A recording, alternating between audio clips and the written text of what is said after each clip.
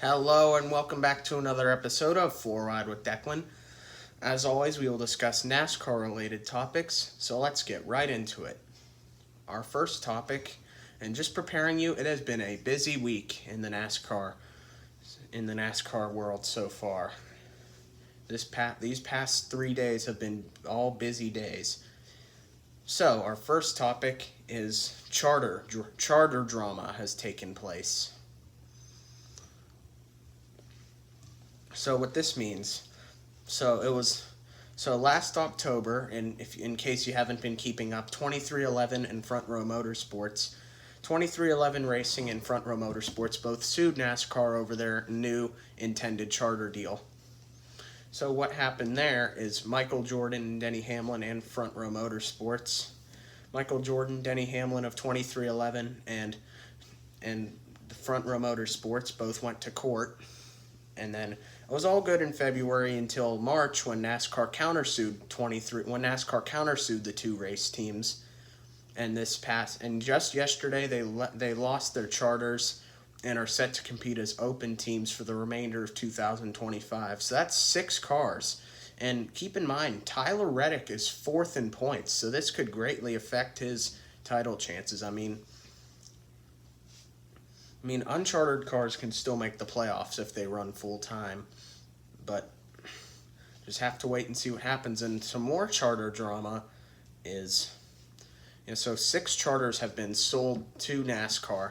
The number 4 Front Row Motorsports, number 23 2311, number 35 2311, number 34 Front Row, number 38 Front Row, and number 45 2311. And there's been more charter drama. That's only part 1 of the 2 charter dramas.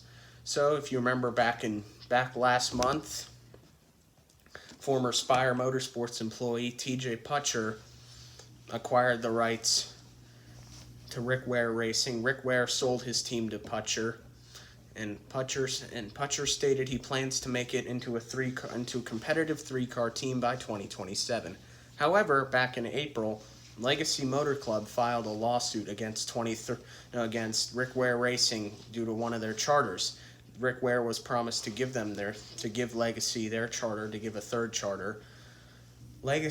Both teams currently have ownership of 2 charters. Legacy uses them both. Rick Ware uses one of them for their number 51, and the other they lease to RFK Racing and their 60 car until 2027. So, very interesting to see what happens here.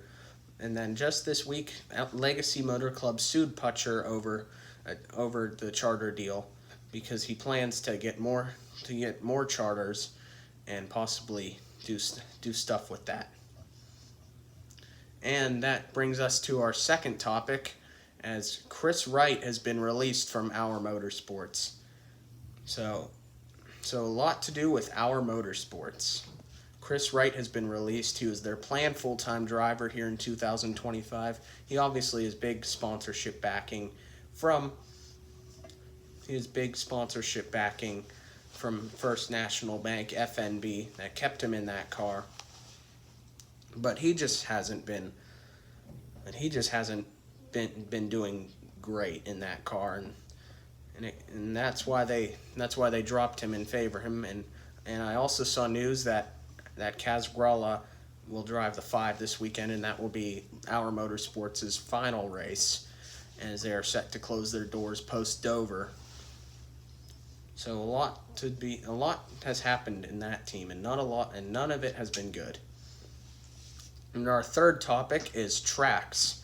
So it was announced yesterday that Mexico City and the Chicago Street Course are both not returning in 2026. And San Diego is all but confirmed at this point and set to be announced as soon as next week. And my plan we all obviously need another track to fill that gap. And my choice for that track is Chicagoland Speedway. I've also seen rumors on possible return to Chicagoland sooner rather than later. So my guess is they go back next year to fill that spot in the Chicago market. And that brings us to our weekend predictions. My 2 pick, some drivers to look out for this weekend The favorites are Denny Hamlin and Kyle Larson, both at plus 500. Plus 800 is Christopher Bell and William Byron. Ryan Blaney at plus 1,000. And Chase Elliott at plus 1,200. Obviously, Hamlin and Larson finished 1-2 in this race last year, with Hamlin getting the better side. And another driver to look out for besides those 6 is Chase Briscoe, that 19. In all 3 next-gen Dover races, the 19 car has been extremely fast with Martin Truex Jr. behind the wheel. And Chase Briscoe has the very valuable M word on his side, momentum. Finished runner-up to Van Gisbergen at Sonoma this past weekend. Won Pocono, obviously. Had rough goes at Atlanta in the street course, but a solid second-place finish to get back on track at Sonoma. I have good hope in them this weekend. And that does it for this week on 4 Wide with Declan. As always, thanks for watching, subscribe, and bye for now.